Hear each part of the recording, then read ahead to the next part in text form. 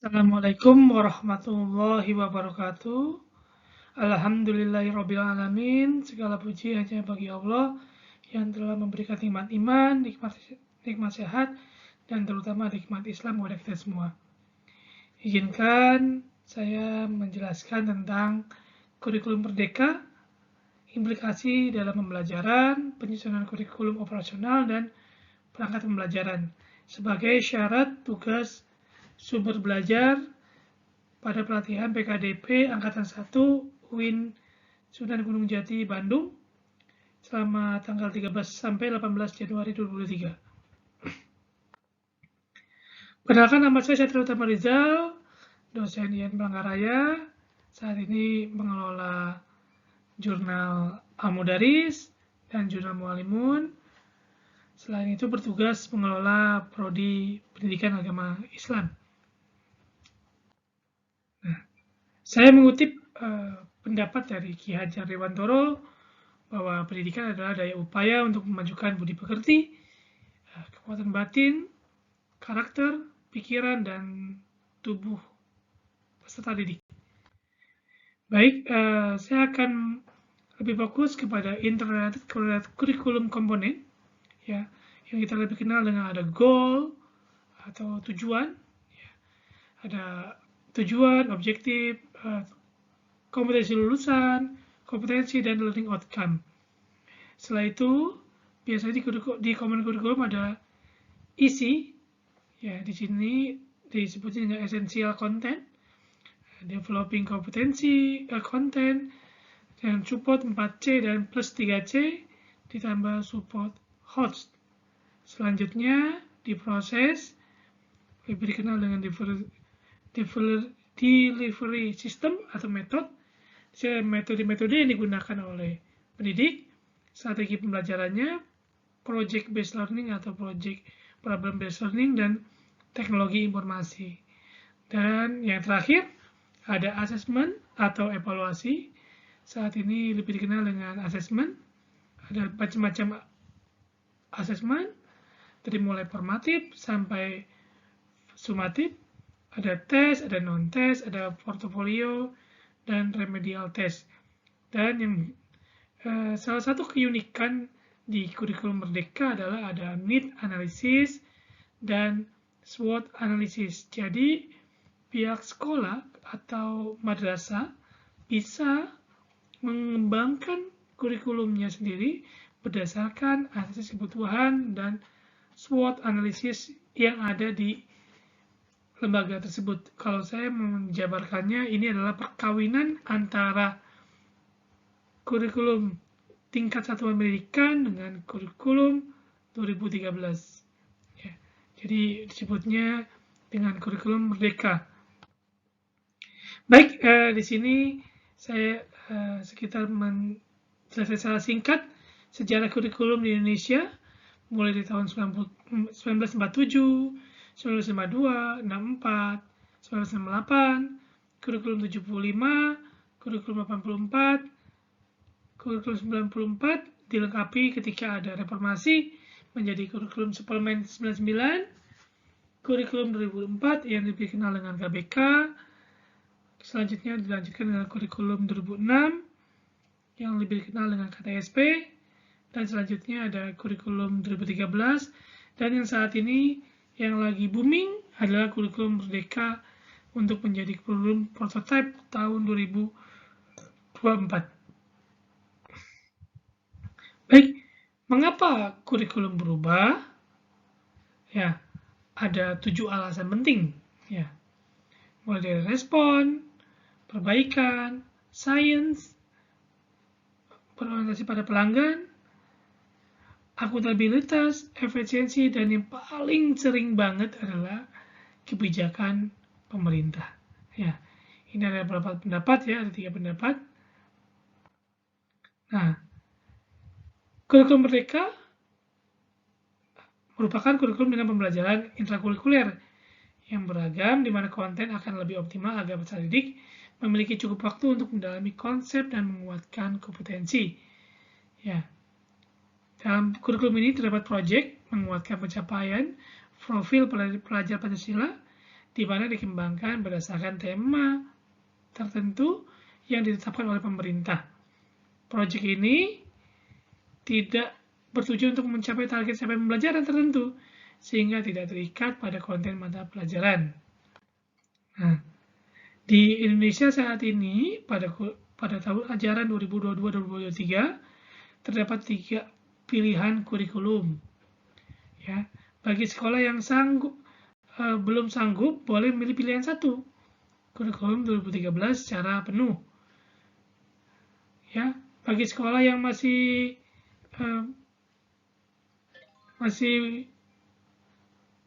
belum optimal, boleh menggunakan kurikulum darurat atau kurikulum 2013 yang disederhanakan.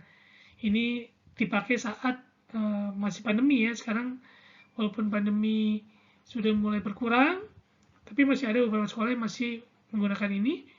Dan pilihan ketiga adalah kurikulum Merdeka. Nah, di kurikulum Merdeka pun boleh memilih 3 opsi ya. Ada pilihan 1, kategori mandiri belajar. Jadi satu pendidikan atau madrasah, ya, SD atau madrasah, sekolah ya, sekolah atau madrasah boleh menerapkan beberapa bagian saja, tidak semuanya. Pilihan kedua, mandiri berubah. Satu pendidikan mulai tahun ajaran baru 2022-2023 ini menerapkan kurikulum Merdeka, ya, boleh pakai yang ada di PMM, aplikasi PMM.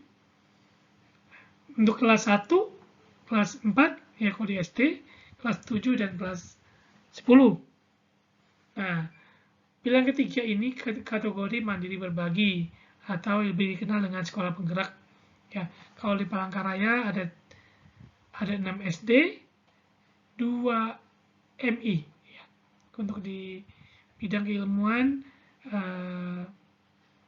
sekolah dasar, madrasah dan madrasah ibtidaiyah dan sekolah dasar.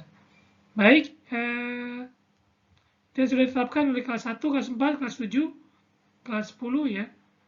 Untuk dari SD, MISD masih kelas 1 dan kelas 4. Dan tahun ajaran 2023-2024 akan naik terus. Ya, kelas 2, kelas 1 dan kelas 2, kelas 4 dan kelas 5. Selanjutnya, inilah peta konten dalam memahami implementasi kurikulum Merdeka. Langkah pertama, dengan memahami garis besar kurikulum Merdeka, memahami pembelajaran asesmen, memahami pengembangan kurikulum operasional. Satu pendidikan dalam kurikulum Merdeka di sini peran kepala sekolah bersama wakil, kepala madrasah bersama wakamatnya dalam mengembangkan kurikulum operasionalnya. Baik kurikulum operasional satu pendidikan maupun kurikulum operasional madrasah, atau memodifikasi bidang 1 di akreditasi. Langkah keempat, memahami pengembangan proyek penguatan profil pelajar Pancasila. Nah, ada beberapa langkah ya, harus pahami regulasinya, kajian akademiknya, terus pembelajaran asesmennya.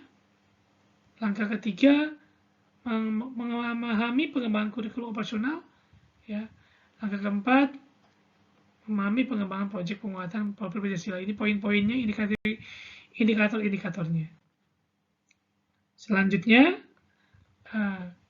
KOSP ya, atau kalau di madrasah dengan sebut KOM. Ini dasar rujukannya adalah ada peraturan di Kemdikbudristek, ya, ada surat edaran kepala BSKAP, ya. Terus para Kepsek, Wakasek, Camat dan Wakamat ya, harus mengaktifkan akun belajar.id dan masuk platform Merdeka Belajar. Nah, ini saat ini masih yang tersedia baru di Kemdikbud ya. Semoga sebentar lagi Kemenang akan segera membuat, karena informasi yang saya terima belum terintegrasi sampai detik ini. Saat ini yang penulis saya ketahui. Terus sekolah harus memiliki IT atau web yang tangguh untuk menerapkan kurikulum Merdeka. Ya, persiapan sekolahnya, nah ya ada 6 tahapan. Ya, pertama harus memiliki dokumen kebijakan kurikulum. Kedua, harus memahami kerangka dasar kurikulumnya. Ketiga, memahami struktur kurikulum. 4, memahami capaian pembelajaran. Kelima, menyusun perangkat ajar, atau lebih dikenal dengan modul ajar. Yang keenam, memahami mekanisme pelaksanaannya. Baik, di sini ada contoh kurikulum operasional dari SD Tara Salvia. Ini ada di webnya Merdeka Belajar. Ya, ada di Google Drive, jadi nanti bisa dibuka. Nanti akan saya kirimkan linknya di bawah, di deskripsi dari YouTube ini. Selanjutnya, nah ini ada contoh-contoh program unggulan sekolah atau madrasah. Ini contoh yang pertama adalah dari tim sekolah penggerak di SMPN 3 Banjarbaru, ya, modul proyek Bangunlah Jiwa Raga. Yang kedua, ya, juga ada dari SMP 3 Banjarbaru juga, gaya hidup berkelanjutan. Dan yang terakhir, sama dari turunan dari gaya hidup berkelanjutan, yaitu pengolahan sampah. Jadi proyek-proyeknya boleh bermacam-macam. Ada beberapa SD di Palangkaraya yang saya tahu, SD Islam Darussalam itu menerapkan 2, untuk beberapa SD boleh 2, yaitu tentang kearifan lokal dan kewirausahaan. Ya, jadi boleh diterapkan di mana saja dan sekolah harus memilih program unggulannya. Ya, sekolah atau madrasah. Nah, ini kita harus menguatkan profil pelajar Pancasila sesuai dengan Permendikbud nomor 22 tahun 2020, bahwa harus beriman dan bertakwa kepada Tuhan Yang Maha Esa, berakhlak mulia, berkebinakaan global, gotong royong, kreatif, nalar kritis, dan mandiri. Ini profil pelajar Pancasila yang harus diterapkan, diaplikasikan oleh kita para pendidik, baik di level SDMI, MTS, SMP MTS, SMA, MA, dan SMK atau MAK. Baik, ini selanjutnya sebagai guru harus persiapan kurikulum Merdeka, yaitu membuat perangkat ajar, melakukan analisis terhadap capaian pembelajaran, ya, merumuskan tujuan, nah ini yang paling menarik, menyusun ATP. Ya, kalau dulu lebih dikenal dengan silabus yang dikirim langsung dari pemerintah, kita tidak bisa merevisi. Di sini merdekanya di sini. ATP-nya boleh berbeda dengan sekolah lain. Ya. Keempat, mempersiapkan asesmen. Kelima, menyusun modul ajar, atau dulu dikenal dengan RPP plus lah. Dan yang keenam, menyusun bahan ajar.